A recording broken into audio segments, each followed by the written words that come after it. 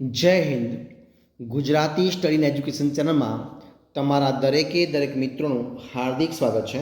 તો આજે આપણે વિડીયોમાં જોશું ધોરણ 12 વિષય મનોવિજ્ઞાન પાઠ નંબર 1 છે, જેનું નામ છે સંવેદન, ધ્યાન અને પ્રત્યક્ષીકરણ. તો મિત્રો, એ પાઠના જેના સ્વાધ્યાયના પ્રશ્નો છે એ સ્વાધ્યાયના પ્રશ્નો મિત્રો આપણે વિભાગ A, B અને C જોયો છે. તો આજે આપણે વિડીયોમાં જે વિભાગ D છે એ વિભાગ Dના તમામ પ્રશ્નો એટલે કે મોટાભાગના પ્રશ્નોનો આપણે વિડીયોમાં સંપૂર્ણ સોલ્યુશન જોવાના છીએ. તો જોઈએ આપણે વિભાગ ડી તરફ. તો વિભાગ ડી તમારી સમક્ષ છે. તો એમાં મિત્રો પ્રશ્નો આપ્યા છે કે નીચેના પ્રશ્નોના ઉત્તર મુદ્દાસર લખવાના છે. જોઈએ નંબર 1 પ્રશ્ન. તો જોશું જે પ્રશ્ન તો કે પ્રત્યક્ષીકરણનો અર્થ વ્યાખ્યા સહિત સમજાવવાનો છે. તો સૌથી પહેલાં આપણે જોઈએ પ્રત્યક્ષીકરણનો અર્થ આપણે જોઈએ એટલે કે મિનિંગ ઓફ પ્રિસેપ્શન. તો કે પ્રત્યક્ષીકરણનો અર્થ આપણે જોઈએ તો પ્રત્યક્ષીકરણ કોને કહેવાય? તો કે પ્રત્યક્ષીકરણ એટલે વ્યક્તિની પોતાના પર્યાવરણથી માહિતગાર થવાની પ્રક્રિયા. શું કહેવાય? કે પ્રત્યક્ષીકરણ એટલે વ્યક્તિની પોતાના પર્યાવરણથી માહિતગાર થવાની પ્રક્રિયા, જેને આપણે પ્રત્યક્ષીકરણ કહી શકીએ. જોઈએ આપણે આગળ પોઈન્ટ શું છે કે વ્યક્તિ જ્યારે પ્રત્યક્ષીકરણ કરે છે ત્યારે જુદા જુદા સંવેદનોનું સંકલન કરીને તેનો અર્થ તારવે છે. આપણે જોઈએ આગળ કે સંવેદનની શું છે કે સંવેદનની સરખામણીમાં પ્રત્યક્ષીકરણ વધુ જટિલ છે કે કેમ એ સંવેદનનો સંબંધ ઉદ્દીપકો સાથે છે. કેમ કે સંવેદનનો જે સંબંધ છે કોની સાથે છે? ઉદ્દીપકો સાથે છે. જ્યારે પ્રત્યક્ષીકરણનો સંબંધ ઉદ્દીપકના ઉદ્ભવ સ્થાન સાથે છે, એટલે કે વાસ્તવિક પદાર્થ સાથે છે. દાખલા તરીકે પ્રકાશ સંવેદન છે, પરંતુ પ્રકાશ કેવો છે? સંવેદન છે. પરંતુ સૂર્યનો પ્રકાશ, ચંદ્રની ચાંદની, સંધ્યા સમયનો પ્રકાશ, વીજળીના ગોળાનો પ્રકાશ, ટ્યુબલાઇટનો પ્રકાશ વગેરે પ્રત્યક્ષીકરણ છે. હવે જોઈએ આપણે પ્રત્યક્ષીકરણની આપણે વ્યાખ્યાઓ જોઈએ. તો જોઈએ આપણે વ્યાખ્યાઓ જોવાનો પ્રયત્ન કરીએ. તો જુદા જુદા મનોવૈજ્ઞાનિકોએ આપેલી પ્રત્યક્ષની વ્યાખ્યાઓ આ પ્રમાણે છે. એમાં નંબર 1 તો કોણ છે? તો કે H.E. ગેરેટે વ્યાખ્યા આપી છે. કેવી આપી છે? H.E. ગેરેટ નામના મનોવૈજ્ઞાનિકે આપી છે. તો કે પ્રત્યક્ષીકરણ સંગઠનની એવી પ્રક્રિયા છે જેના દ્વારા આપણે પદાર્થોને તેમના યથોચિત સ્વરૂપમાં ઓળખીએ છીએ. ત્યારબાદ બીજી આપી છે હિલગાર્ડ, એટકિન્સ અને એટકિન્સન, આ 3 લોકો આપી છે. તો કે પ્રત્યક્ષીકરણ એવી પ્રક્રિયા છે જે દ્વારા આપણે આપણા પર્યાવરણમાંના ઉદ્દીપકોની તરેહોનું સંગઠન અને અર્થઘટન કરીએ છીએ. ત્યારબાદ સીટી મોર્ગને કેવી આપી છે? તો કે પ્રત્યક્ષીકરણ અનુભવોના વિશ્વ સાથે સંબંધ ધરાવે છે. નંબર 4 જોઈએ આપણે. તો કે N.L. મને આપી છે. કેવી આપી છે? તો કે પ્રત્યક્ષીકરણ એક એવી પ્રક્રિયા છે કે જેના દ્વારા અમુક બાબતોને અલગ કરવામાં આવે છે અને તેનું નિરીક્ષણ થાય છે. ત્યારબાદ કોલિન્સ અને ડ્રેવરે કેવી વ્યાખ્યા આપી છે? તો કોલિન્સ અને ડ્રેવર નામના મનોવૈજ્ઞાનિકો કહે છે કે સંવેદનો દ્વારા જ્ઞાનેન્દ્રિયો પર અસર કરતા કોઈપણ પદાર્થ કે પરિસ્થિતિનું તત્કાલીન જ્ઞાન એટલે પ્રત્યક્ષીકરણ. એવું કોણ કહે છે? કોલિન્સ અને ડ્રેવર કહે છે. અને એ રીતે ઉપરની જે તમામ વ્યાખ્યાઓના આધારે આપણે વિશ્લેષણ કરીએ તો નંબર 1 પોઈન્ટ છે કે પ્રત્યક્ષીકરણ એટલે સંવેદનોનું અર્થપૂર્ણ અનુભવમાં સંગઠન. બીજો પોઈન્ટ છે કે પ્રત્યક્ષીકરણ એક જટિલ માનસિક પ્રક્રિયા છે. અને નંબર 3 પોઈન્ટ છે કે પ્રત્યક્ષીકરણ માત્ર સંવેદનોનો સરવાળો જ નથી, પરંતુ તેમાં અર્થઘટનનું તત્વ પણ છે. જુદી જુદી જ્ઞાનેન્દ્રિયો દ્વારા વિશ્વના પદાર્થોનો વાસ્તવિક પરિચય થાય છે, જે પરિચય વિશિષ્ટ છાપ ઉપસાવે છે. હવે આપણે જોઈએ પ્રશ્ન બીજા નંબરનો. તો જો શું છે પ્રશ્ન બીજો? તો કે પ્રત્યક્ષીકરણની પ્રક્રિયા એટલે કે પ્રોસેસ ઓફ પ્રિસેપ્શન સમજાવવાની છે. પ્રત્યક્ષીકરણની પ્રક્રિયા સમજાવવા તો આપણે સમજવાનો પ્રયત્ન કરીએ. જોઈએ જવાબ તમારી સમક્ષ છે. તો કે પ્રત્યક્ષીકરણમાં ઇન્દ્રિયો દ્વારા ઉદ્દીપકનું સંવેદન, રૂપાંતર, જુદા જુદા ચેતાતંતુઓનું ઉદ્દીપ્ત થવું અને તેના દ્વારા મગજના ચોક્કસ ભાગને ઉત્તેજિત કરવો તે વગેરે શું છે વગેરે પ્રક્રિયા થાય છે. અને એ રીતે પ્રત્યક્ષીકરણની પ્રક્રિયામાં સંવેદન અને અર્થઘટન એમ બંને તત્વો હાજર હોય છે. આગળ પોઈન્ટ છે કે સંવેદન માત્ર પદાર્થના ગુણો કે લક્ષણોનું થાય છે. જ્ઞાનેન્દ્રિયો દ્વારા વ્યક્તિ ભૌતિક ઉદ્દીપકના પરિચયમાં આવે છે, પરંતુ તેના અર્થનો તેને ખ્યાલ આવતો નથી. પ્રત્યક્ષીકરણની પ્રક્રિયાને આ પ્રમાણે આપણે સમજાવી શકીએ છીએ. કઈ રીતે? તો જો શું છે કે જ્ઞાનેન્દ્રિયોની ઉત્તેજના અને મગજમાં થતી પ્રક્રિયા. બીજો મુદ્દો છે કે ભૌતિક પદાર્થ પ્રત્યે અપાતું ધ્યાન. ત્રીજો પોઈન્ટ છે કે તેમાંથી અર્થ સમજનું ઉપજવું. અને એ પ્રમાણે વ્યક્તિ જ્યારે કોઈ પદાર્થ, વસ્તુ કે વ્યક્તિ પ્રત્યે ધ્યાન આપે છે ત્યારે બધી જ જ્ઞાનેન્દ્રિયો દ્વારા સંદેશાઓ કરોડરજ્જુ વડે મગજ સુધી પહોંચે છે. અને એ રીતે મગજમાં તેના ઉપર પ્રક્રિયાઓ થાય છે અને ઉદ્દીપકોની સમજ તથા અર્થઘટન થાય છે. એ પ્રમાણે વિશ્લેષણની દૃષ્ટિએ સંવેદન અને પ્રત્યક્ષીકરણ અલગ અલગ મનોવ્યાપાર છે, પરંતુ વાસ્તવિક અનુભવ અને સંશ્લેષણની દૃષ્ટિએ સંવેદન અને પ્રત્યક્ષીકરણ એક સળંગ સંગઠિત મનોવ્યાપાર છે. ત્યારબાદ એ રીતે આપણે શું કહે છે કે આમ પ્રત્યક્ષીકરણની પ્રક્રિયામાં સંવેદન, મગજમાં થતી ક્રિયા અને અર્થઘટનનો સમાવેશ થાય છે. ત્યારબાદ આપણે આગળ પણ જોઈએ કે પ્રત્યક્ષીકરણ કરવામાં પૂર્વાનુભવનો ફાળો પણ મહત્ત્વનો છે. અને પ્રત્યક્ષીકરણ થોડે અંશે ઉદ્દીપકના સ્વરૂપ પર અને વધુ અંશે વ્યક્તિ પર આધાર રાખે છે. જોઈએ પ્રશ્ન આપણે ત્રીજા નંબરનો. જો શું છે કે શ્રવણ સંવેદન એટલે કે ઓડિટોરી સેન્ટ્રેશનની વિગતવાર સમજૂતી આપવાની છે. એની શ્રવણ સંવેદનની વિગતવાર ચર્ચા કરવાની સમજૂતી આપવાની છે. તો આપણે જવાબ જોઈએ. તો જો શું છે કે દ્રષ્ટિ પછી શ્રવણ સંવેદન માનવી માટે બીજું અગત્યનું સંવેદન છે. શેના પછી? દ્રષ્ટિ સંવેદન પછી જે શ્રવણ સંવેદન છે માનવી માટે બીજું અગત્યનું સંવેદન છે. તો કે આપણી આજુબાજુના પર્યાવરણમાંથી આવતા મધુર ગીત, માનવીના અવાજ વગેરે જાણવા અને સમજવા માટે ધ્વનિ દ્વારા થતા શ્રવણ સંવેદનની સહાય મળે છે. અને એ રીતે શ્રવણ દ્વારા જ આપણે બોલતા શીખીએ છીએ. વાતાવરણમાં રહેલા અવાજ એટલે કે ઉદ્દીપકો આપણા કાન સાથે અથડાય છે અને શ્રવણ સંવેદનની પ્રક્રિયા દ્વારા આપણે સાંભળી શકીએ છીએ. અને એ રીતે ધ્વનિનું જે મોજું છે એ મોજું શ્રવણ સંવેદનનું ઉદ્દીપક છે. હવામાં રહેલા અવાજના મોજા બાહ્ય કર્ણમોની કર્ણનલિકા દ્વારા કર્ણપટલ પર અથડાય છે. અને એ રીતે કર્ણપટલની પાછળ 3 અસ્થિઓની શૃંખલા હથોડી, એરણ અને પેગડું સાથે જોડાયેલા અંતઃકર્ણમાં રહેલું પ્રવાહી ઉત્તેજિત થાય છે. તે સ્પંદનો કર્ણશંખમાંના પ્રવાહીને શું કરે છે? ઉત્તેજે છે.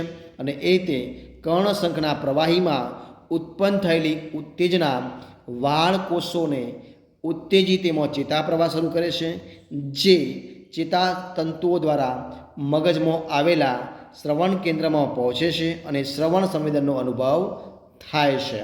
આપણે જોઈએ આગળ કે સામાન્ય રીતે માનવી 20થી માંડીને 20 CPS એટલે કે સાયકલ પર સેકન્ડ એટલે કે હર્ટ્ઝ સુધીની કંપન સંખ્યાઓના ધ્વનિને સાંભળી શકે છે અને અવાજના તફાવતોને શું કરે છે? ઓળખી શકે છે. આગળ પણ જોઈએ આપણે કે 20,000 હર્ટ્ઝથી વધુ કંપન સંખ્યાના ધ્વનિ વચ્ચેનો તફાવત માનવી પારખી શકતો નથી. તીવ્ર ધ્વનિઓથી શ્રવણ તંત્રને ઈજા થાય છે. શું થાય છે? ઈજા થાય છે. અને એ પ્રમાણે શ્રવણ સંવેદનનો સંબંધ સાંભળવા તથા બોલવા સાથે રહેલો છે. જે માનવી સાંભળી શકતા નથી તે બોલવાની શક્તિ પણ પ્રાપ્ત કરી શકતા નથી. એટલે કે બહેરા માનવી મૂંગા હોય છે એવું આપણે કહી શકીએ. અને એ પ્રમાણે જે શ્રવણ શક્તિ છે એ શ્રવણ શક્તિ વાહન રિપેરિંગ કરનાર, સંગીતકાર, યંત્રોના પર્યવેક્ષણ, ટેલિગ્રાફ, ટેલિફોન વગેરે વ્યવસાય માટે ખૂબ જ અગત્યની બાબત છે એવું આપણે કહી શકીએ. હવે મિત્રો જોઈએ આપણે આગળનો પ્રશ્ન જોવાનો પ્રયત્ન કરીએ. જો શું છે પ્રશ્ન નંબર 4 કયો છે? સ્વાદ સંવેદન એટલે કે ટેસ્ટ ગેસ્ટોટરી સેન્સેશન એટલે કે સ્વાદ સંવેદનના વિવિધ કેન્દ્રોની સમજૂતી આપવાની છે. આપણે જોયા દ્રષ્ટિ સંવેદન, શ્રવણ સંવેદન અને સ્વાદ સંવેદન વિશે આપણે ચર્ચા કરીએ. તો કે સ્વાદ સંવેદનના વિવિધ કેન્દ્રોની સમજૂતી આપવાની છે. તો આપણે આપવાનો પ્રયત્ન કરીએ. જો શું છે કે સ્વાદનો અનુભવ રાસાયણિક સંવેદન છે, તેનું ઉદ્દીપક પણ રાસાયણિક તત્વ છે અને એ પ્રમાણે સામાન્ય સંજોગોમાં સ્વાદ અને ગંધ બંને સહકારમાં કાર્ય કરે છે. જીભ બોલવાનું અને સ્વાદ પારખવાનું કામ કરે છે. તો જીભ ઉપર શું હોય છે? ઝીણા ઝીણા કણો ઉપસી આવેલા છે, જેને આપણે સ્વાદ કણો કે રસકંદ કહીએ છીએ. અને એ પ્રમાણે આ સ્વાદ કણો જીભ તાળવાના ઉપરના ભાગમાં અને છેક કંઠનળી સુધી કેવા હોય છે? વિસ્તૃત એટલે કે ફેલાયેલા હોય છે. અને એ જ પ્રમાણે દરેક સ્વાદ કણની નીચે સ્વાદ ગ્રાહક તંતુઓ છેડાઓ આવેલા હોય છે. અને એ પ્રમાણે લાળમાં ઓગળી શકે તેવો પદાર્થ જીભ ઉપર મૂકતા સ્વાદ ગ્રાહક તંતુઓ ઉદ્દીપ્ત થાય છે. અને એ પ્રમાણે આ ઉત્તેજના ચેતાતંતુ દ્વારા મગજને પહોંચે છે અને સ્વાદનું સંવેદન થાય છે. અને એ પ્રમાણે જીભ ઉપર સ્વાદના 4 કેન્દ્રો આવેલા છે. કયા કયા? નંબર 1 કડવો, જીભની પાછળના ભાગમાં; ખાટો, જીભની બંને બાજુએ; ખારો તો જીભની આખી સપાટી પર; અને મીઠો એટલે ગળ્યો તો જીભના ટેરવે. આ 4 કેન્દ્રો આવેલા છે સ્વાદના. કયા કયા? તો નંબર 1 કડવો તો જીભની પાછળના ભાગમાં; ખાટો તો જીભની બંને બાજુએ; ખારો તો જીભની આખી સપાટી પર; અને મીઠો તો જીભના ટેરવે આપણે ખબર પડે છે. અને બાકીના સ્વાદો કે 2 કે તેથી વધારે સ્વાદોના મિશ્રણથી સર્જાય છે. તો કે સ્વાદ ગ્રાહક કોષોમાં પણ સ્વાદ અનુકૂલન જોવા મળે છે. અને એ પ્રમાણે પ્રથમ કોળીએ ખારો લાગતો પદાર્થ ધીમે ધીમે ઓછો ખારો લાગે છે. તે જ રીતે ગુલાબજાંબુ પહેલાં કોળીએ ખૂબ જ મીઠું લાગે છે, પરંતુ ઘણા કોળિયા પછી ઓછું મીઠું લાગે છે. હવે મિત્રો જોઈએ આપણે 5મા નંબરનો પ્રશ્ન અહીંયા જોઈ લઈએ. તો કે ઊંડાઈના એક નેત્રીય સંકેતો જણાવી કોઈ પણ 2 સંકેતો સમજાવવાના છે. તો આપણે ઉત્તર આપવાનો પ્રયત્ન કરીએ. તો કે પદાર્થની દ્રષ્ટિ પ્રતિમા નેત્રપટ ઉપર પડે છે. નેત્રપટ સપાટ છે, પરંતુ પર્યાવરણના પદાર્થો લંબાઈ, પહોળાઈ અને ઊંડાઈ અથવા તો અંતરમાં દેખાય છે. અને એના કારણે પદાર્થ કેટલો નજીક છે અથવા કેટલો દૂર છે તેનો ખ્યાલ અંતરના પ્રત્યક્ષીકરણ પરથી આવે છે. ઊંડાઈ કે અંતરનું પ્રત્યક્ષીકરણ કેવું છે? જટિલ પ્રક્રિયા છે. અને એના કારણે આપણે ઊંડાઈ અને અંતરનું પ્રત્યક્ષીકરણ આંખની રચના ઉપરાંત કેટલાક સંકેતો દ્વારા થાય છે. જોઈએ આપણે સંકેતોને મિત્રો 3 પ્રકારમાં વહેંચવામાં આવે છે. કેટલા પ્રકારમાં? 3 પ્રકારમાં. તો કયા કયા? નંબર 1 અનેત્રીય સંકેતો એટલે કે નોન વિઝ્યુઅલ ક્યુઝ; નંબર 2 એક નેત્રીય સંકેતો એટલે કે મોનોક્યુલર ક્યુઝ; અને નંબર 3 દ્વિનેત્રીય સંકેતો એટલે કે બાયનોક્યુલર ક્યુઝ. બરાબર, આ 3 પ્રકારમાં વહેંચવામાં આવે છે. તો ઊંડાઈના પ્રત્યક્ષીકરણમાં ભાગ ભજવતા એક નેત્રીય સંકેતોની સમજૂતી આપણે આ પ્રમાણે જોવાનો પ્રયત્ન કરીએ. જો શું છે? તો કે એક નેત્રીય સંકેતો કેવા કેવા હોઈ શકે? તો કે અંતર કે ઊંડાઈનું પ્રત્યક્ષીકરણ કરવામાં માત્ર એક જ આંખનો ઉપયોગ જરૂરી હોય તેવા સંકેતોને એક નેત્રીય સંકેતો કહે છે. તો એક નેત્રીય સંકેત એટલે જ્યારે એક આંખ જોતી હોય ત્યારે કામ કરતો પ્રત્યક્ષીકૃત સંકેત એવું આપણે કહી શકીએ. અને એક નેત્રીય સંકેતો કેવા છે? તો આ પ્રમાણે છે. જો કયા કયા છે? તો અંતઃસ્થિતિ એટલે કે ઇન્ટરપોઝિશન નંબર એટલે કે કોઈ પણ પદાર્થ અન્ય પદાર્થના દ્રશ્યને અવરોધતો હોય તો પૂર્ણપણે દેખાતો પદાર્થ આપણાથી નજીક છે અને અંશતઃ ઢંકાયેલો પદાર્થ આપણાથી દૂર છે એમ સંકેત મળે છે. આકૃતિમાં દર્શાવેલ ત્રિકોણ એની આકાર રેખાથી ત્રિકોણ બીની આકાર રેખા ઢંકાઈ જાય છે. જેની આકાર રેખા ઢંકાઈ જતી હોય તે વસ્તુ પાછળ હોવાનું જણાય છે. આમ દ્વિપરિમાણ ચિત્રોમાં અંતઃસ્થિતિ અંતરનો મહત્વનો સંકેત બને છે. મિત્રો આ ત્રિકોણ જે છે એ આકૃતિ એ તમારી બુકમાં આપેલી છે, જે તમે જોઈ લેજો. જોઈએ આપણે આગળ બીજા નંબરનો વાયુગત પારદર્શન એટલે કે તો કે નજીકમાં રહેલી વસ્તુની વિગતો અને બાહ્યાકાર રેખાઓ સ્પષ્ટ દેખાય છે. દૂરની વસ્તુઓની બાહ્યાકાર રેખાઓ અને વિગતો વાતાવરણની અસરને લીધે અસ્પષ્ટ અને કેવી દેખાય છે? ઝાંખી દેખાય છે. અને એ પ્રમાણે ઊંચા મકાન પરથી જોતો જણાશે કે નજીકમાં આવેલા મકાનો સ્પષ્ટ દેખાય છે અને દૂર રહેલી ઇમારતો અસ્પષ્ટ અને ઝાંખી દેખાય છે એવું આપણે કહી શકીએ. અને આથી નાટક ભજવતી વખતે સ્ટેજ ઉપર અંતરનો ભાસ ઊભો કરવા વચ્ચે ઝીણી જાળીના પડદા મૂકી સ્ટેજ ઉપરના દ્રશ્યને અસ્પષ્ટ અને ઝાંખું બનાવવામાં આવે છે. હજુ આપણે નંબર 3 રૈખિક પરિપ્રેક્ષ્ય. બરાબર છે. જોઈએ કે સમાંતર રેખાઓ દૂર જતા ક્ષિતિજ તરફ કોઈ બિંદુએ નેત્રપટ પરની પ્રતિમામાં ભેગી થતી દેખાય છે, તેને રૈખિક પરિપ્રેક્ષ્ય કહેવામાં આવે છે. રેલવેના બે પાટાઓ વચ્ચે ઊભા રહી દૂર સુધી નજર નાખતા દૂરના અંતરે પાટા એકબીજાને નજીક આવી એકબીજામાં ભળી જતા લાગે છે, અને આમ થવાનું કારણ રૈખિક પરિપ્રેક્ષ્ય છે એવું આપણે કહી શકીએ. અને એ પ્રમાણે ચિત્રકારો સાપેક્ષ અંતર બતાવવા આ હકીકતનો ઉપયોગ કરે છે. જોઈએ આપણે નંબર 4 પ્રકાશ અને છાયા. તો કે લાઇટ એન્ડ શેડો. તો કે પ્રકાશ ઉપરથી નીચેની તરફ ગતિ કરે છે. આથી આપણે પદાર્થના પડછાયા નીચે અને પાછળની બાજુએ પડતા જોઈએ છીએ. આમ પ્રકાશ અને છાયા પદાર્થોના અંતરનો નિર્ણય લેવામાં અગત્યનો ભાગ ભજવે છે. એ પ્રમાણે ચંદ્ર ઉપરના ખાડા અને ટેકરીઓના ફોટોગ્રાફ જોતા પ્રકાશવાળા ભાગને આપણે ટેકરીઓવાળા પ્રદેશ તરીકે અને છાયાવાળા ભાગને ખાડાવાળા પ્રદેશ તરીકે માનીએ છીએ. ચિત્રકારો અને નાટ્ય નિર્દેશકો દૂરનું અંતર બતાવવા પ્રકાશ અને છાયાનો ઉપયોગ કરે છે. નજીકના પદાર્થો પ્રકાશિત અને દૂરના પદાર્થો છાયામાં બતાવવામાં આવે છે. હવે આપણે જે નંબર 5 સાપેક્ષ કદ એને ચર્ચા કરીએ. તો કે રિલેટિવ સાઇઝ. તો કે કોઈ પણ પદાર્થ સરખામણીની દ્રષ્ટિએ નાનો દેખાતો હોય તો તે દૂર છે, અને મોટો દેખાતો હોય તો તે નજીક છે એમ માનવામાં આવે છે. આકૃતિમાં એટલે તમારી બુકમાં આપી છે તો આકૃતિમાં સરખા કદના ફુગ્ગાઓ નજીકથી દૂર એમ જુદા જુદા અંતરે દેખાય છે. આ માટે પદાર્થનો પરિચય, અનુભવ અને સમજ અગત્યના તત્વો છે.